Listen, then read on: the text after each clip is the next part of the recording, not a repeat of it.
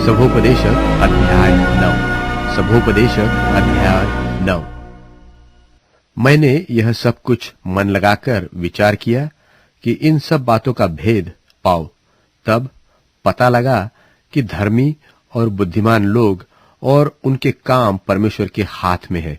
मनुष्य के आगे सब प्रकार की बातें हैं, परंतु वह न प्रेम जानता है न बैर। सब घटनाएं सबको एक समान होती है।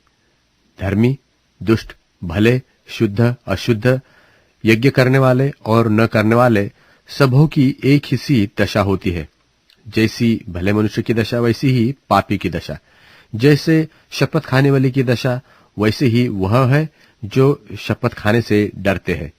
जो कुछ सूर्य के नीचे किया जाता है उसमें यह एक दोष है कि सब लोगों की एक सी दशा होती है, और फिर मनुष्यों के मन में बुराई भरी हुई है, और जब तक वे जीवित रहते हैं उनके मन में बावलापन रहता है, और उसके बाद वे मरे हुओं में जा मिलते हैं।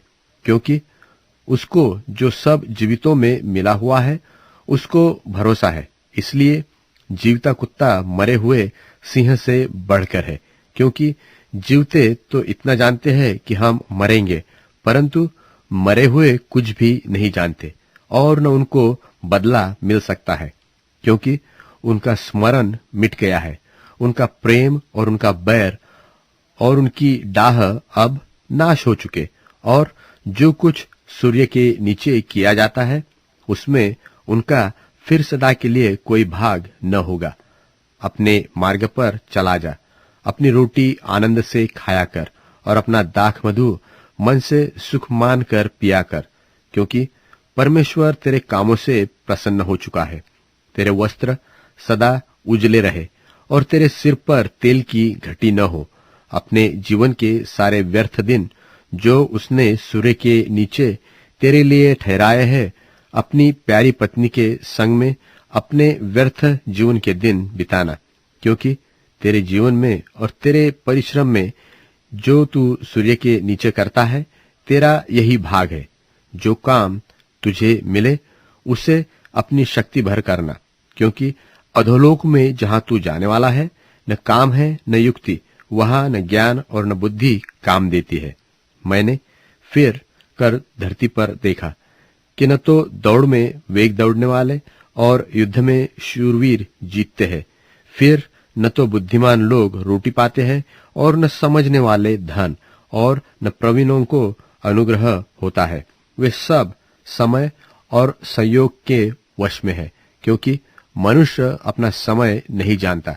जैसे मछलियां दुखदाई जल में बहती और चिड़िए फंदे में फंसती है, वैसे ही मनुष्य दुखदाई समय में जो उन पर अचानक आ पड़ता है फंस जाते हैं। मैंने सूर्य के नीचे इस प्रकार की भी बुद्धि की बात देखी है, जो मुझे बड़ी जान पड़ी। अर्थात एक छोटा सा नगर था, और उसमें थोड़े ही लोग थे, और किसी बड़े राजा ने उस पर चढ़ाई करके उसे घेर लिया, और उसके विरुद्ध बड़े बड़े कोट बनवाए, और उसमें एक दरिद्र बुद्धिमान पुरुष पाया गया, और उसने उस नगर को अपनी बुद्धि के द्वारा बचाया, परंतु किसी ने उस दरिद्र पुरुष को स्मरण न रखा।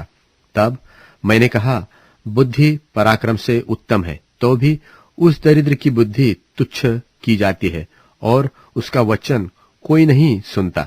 बुद्धिमानों के वचन जो धीमे धीमे कहे जाते हैं, वह मूर्खों के बीच प्रभुता करने वाले के चिल्ला चिल्ला कर कहने से अधिक सुने जाते हैं। बुद्धि लड़ाई के हथियारों से उत्तम है, और एक पापी से बहुत भलाई नाश होती है।